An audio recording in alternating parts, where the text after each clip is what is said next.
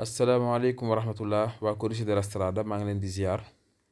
tey nag dama ñëw rek indi benn message boo xam ni maa ngi koy wax ñëpp képp koo xam ne da nga am da nga am yéene ne yow ci kanam da ngay def patente. waaw yaa ngi Italie defe ko permis mais am nga programmé nga ko bëgg nga ko ci kanam bu fekkee yàlla dogal na nga am possibilité ñëw Sénégal ci diggante bi wala instant bi may wax vidéo bi def vidéo bi instant bi ngay seetaan vidéo bi yaa ngi Sénégal. balaa ngaa ñibbi de li ma lay conseil mooy fexeel ba mën a dawal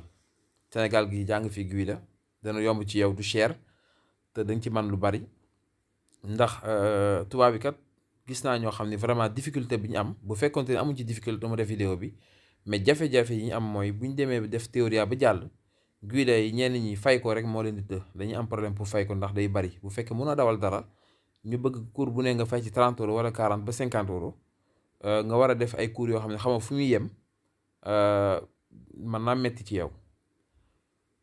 ba pare it examen bi guide bi dafay am yuñ ci boole léegi xeetu théorie ndax dañuy poser ay question boo boole théorie bi ak ñàkk mën a dawal yenn saa yi day metti encore muy ñaar kon li may conseiller mooy koo xam ne yaa ngi Sénégal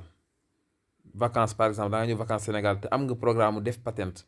fexeel ba Sénégal gi nga nekk fii auto école yi fi nekk bari nañ nga jàng fii tamit guide parce que sa réew la mën nga fay jàngee.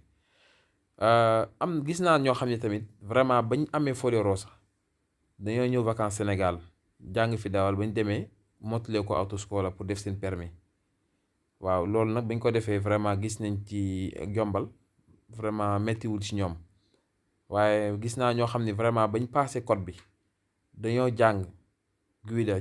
def examen def yàq ñaari folio rosa maanaam ñu boccaare leen ci ñaari folio rosa nga xam ne dañoo reprendre à zéro mooy defaat théoria pour amaat kii bi code pour amaat code bi pour demaat def guida te loolu li ko waral mooy ñàkkoon a mën a dawal moo leen ko teg ak frais yu dul jeex